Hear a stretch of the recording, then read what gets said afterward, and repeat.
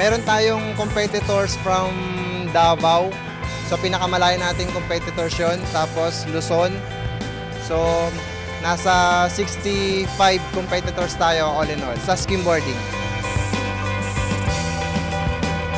Board riding naman yung samahan ng ZBA. So in-include na namin yung skimboarding sa Sambapalooza para mas maraming crowd and mas ma-explore namin yung Zambales, which is yun naman talagang aim ng ZBA to promote Zambales din sa buong Pilipinas and worldwide.